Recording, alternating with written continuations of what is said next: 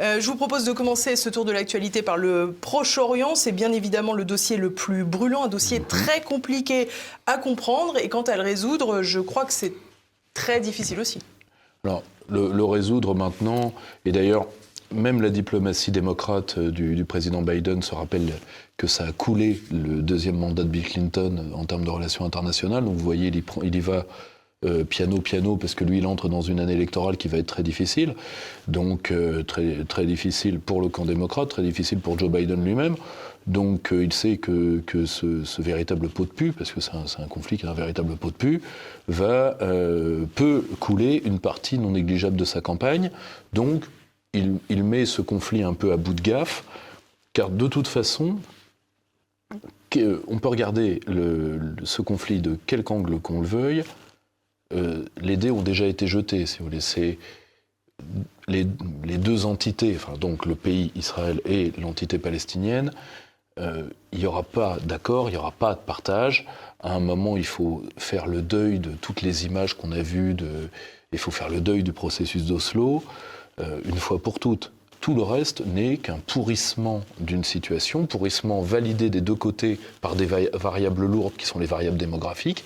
Donc de toutes les façons, même si on arrivait à sortir toute la zone du chaos dans lequel les interventions occidentales l'ont mis, parce qu'il faut être honnête de ce qui s'est passé en Irak, de ce qui s'est passé en Syrie, toute la zone s'en sortirait, sauf cette part-là, parce qu'on ne peut pas diviser entre deux peuples un territoire qui est grand comme 3 départements français, et rien que la bande de Gaza, c'est grand comme le territoire de Belfort. Donc on ne va pas faire si vous voulez, on ne fait pas de massage cardiaque à une biscotte, eh ben on ne divise pas non plus des miettes de gâteau. Point. Donc à un moment, il y a d'autres options, de nouvelles options à mettre sur la table certainement. Personne ne veut le faire.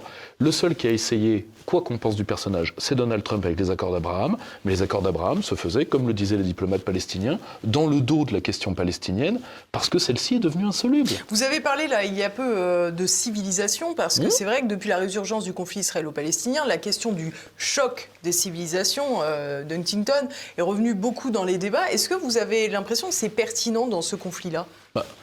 Alors, premièrement, il y a une utilisation stratégique. Je vous rappelle que Benjamin Netanyahou, dès 1982-84, a écrit un ouvrage sur Israël, était l'avant-garde de l'Occident contre le terrorisme. Bon. Je comprends tout à fait que les Israéliens jouent cette carte.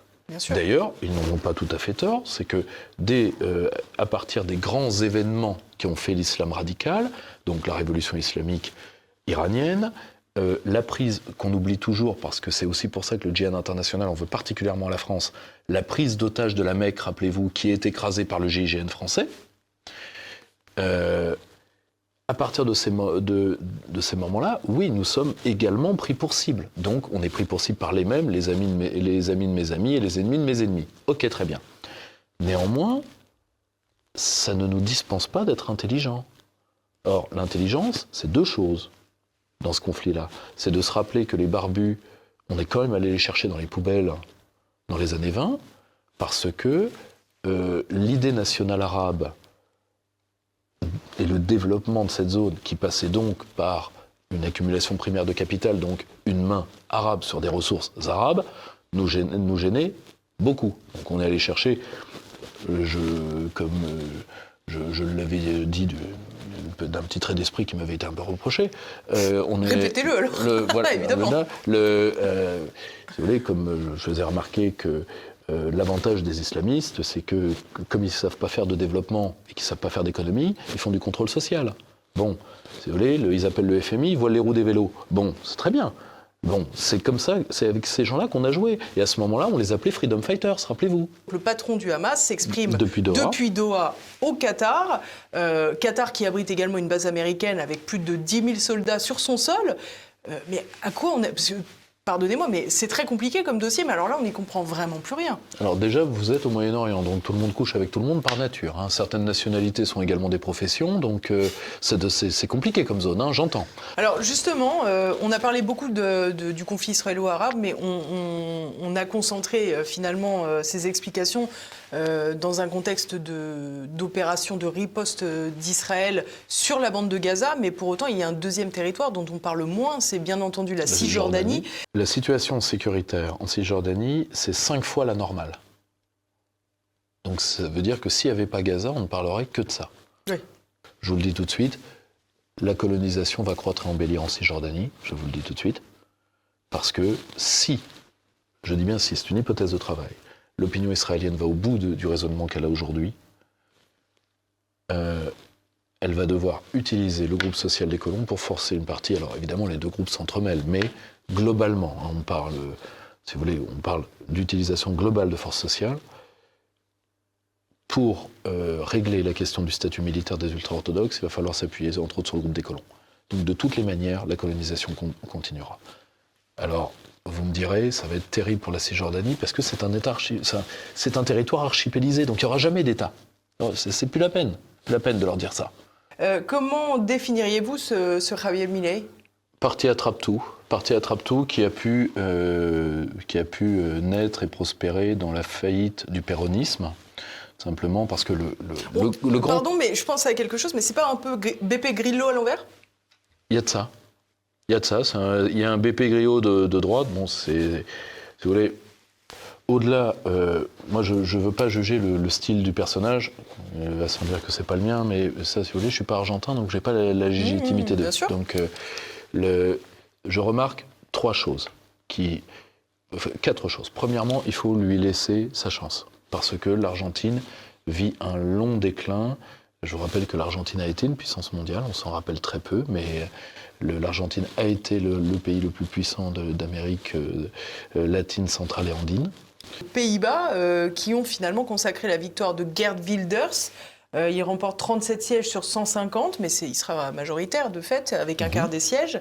Est-ce qu'on peut mettre ça en parallèle ? Parce que ce n'est pas du tout les mêmes profils. Non, ce n'est pas du tout les mêmes profils. Geert Wilders est un politicien chevronné, qui a fait, entre autres, de la critique de l'islam son cheval de bataille, ce qui d'ailleurs est assez courageux dans le pays où il est, parce qu'il y a déjà eu... Ça fait longtemps, ça déjà. Premièrement, il a une constance vis-à-vis de ça. Deuxièmement, 2 hommes politiques majeurs des Pays-Bas, enfin un homme politique et un artiste, Pim Fortuyn et Theo van Gogh, ont déjà payé ça de leur vie. Un de la main d'un islamiste, un de la main d'un gauchiste. Pim Fortuyn a été tué par un gauchiste, pas par un islamiste, si mes souvenirs sont bons. Et le problème, c'est que Geert Wilders, on va voir tout de suite ce qu'il a dans le ventre, parce que, si vous voulez, on peut dire, face en plus aux Pays-Bas qui deviennent un narco-État sous le coup des mafias immigrées, on peut dire qu'on veut les foutre dehors, c'est tout à fait légitime. Toutefois, premièrement, les Pays-Bas vivent sous l'empire européen de l'immigration. Alors dans son programme, à Geert Wilders, justement, il y avait la sortie de l'Union européenne. Ce qui prouve qu'au moins, lui, il n'a pas trahi, contrairement à d'autres. Par contre, nous verrons, parce que je rappelle que comme nous sommes dans une chambre élue à la proportionnelle, il va devoir faire une coalition. Si Geert Wilders a accès s'il devient chef de gouvernement, il doit avoir sa chance. Ensuite, il aura le choix de Madame Meloni, c'est-à-dire debout ou pantalon sous les genoux. Mais il n'y aura pas. Est-ce que les Pays-Bas sont aussi dépendants de Bruxelles que l'Italie ? Alors, les Pays-Bas, vous êtes face à un pays contributeur net, donc un pays qui perd de l'argent tous les jours. Vous êtes face à... Comme la France. Comme la France. Vous êtes face à un pays qui, en plus, a des velléités de petit impérialisme local. Par exemple, il veut proposer un rattachement au néerlandophone au néerlandophone de Belgique, ce qui est soutenu par le Vlaams-Belang. Bruxelles, voyant un État être ciselé, ça les empêche pas de dormir. Mais les Pays-Bas, il ne faut jamais oublier, est le vis-à-vis historique du libéralisme anglais sur le continent. Donc à un moment, ils auront peut-être la tentation de la liberté, sachant que, vu que l'Union va passer à 37 avec des pays extraordinaires comme l'Albanie, comme l'entité kosovarde, etc., donc des pays qui ne vont rien apporter, mis à part des ennuis, mais qui vont rajouter un nombre colossal d'États mendiants, eh bien, les Pays-Bas vont devoir cracher au bassinet, comme la France, ce seront les 2 grands perdants certainement. Si vous voulez, la grande peur, ce serait que le grand gouvernement central se divise, fasse un score un tout petit peu trop bas, et là qu'on se retrouve avec une gauche dite réunie face au Rassemblement national, et là pour le coup le système serait un tout petit peu embêté. C'est l'un des seuls scénarios d'ailleurs. Attal ne jouera pas de l'effet anti-gilet jaune parce qu'il a applaudi au massacre, mais il n'y a pas participé, contrairement à Édouard Philippe. Attal peut dire qu'il est en partie innocent de l'ère macroniste parce que il est si jeune, si innocent, et puis bon, après tout, il saura faire oublier son CV, il est tableur, il est redoutable à ce niveau-là. Et alors que Édouard Philippe a la tête de son passif, c'est le moins qu'on puisse dire. Et la seule chose, c'est que le monde entier, si vous voulez, ce qui est pour moi le vrai danger pour nous, c'est qu'il va avoir comment je vais vous dire ça, une fossilisation rapide de l'Europe de l'Ouest, dans l'eurocratisme, dans l'absence de courage des oppositions, dans l'absence de liberté d'expression et de pensée de plus en plus lourde. Et pendant ce temps-là, le monde, lui, va aller de l'avant. Et ce qui serait le plus terrible dans ce scénario-là, avec uniquement des élites, qu'elles soient alternatives ou autres, lâches, ce serait que l'Europe parte complètement à la dérive,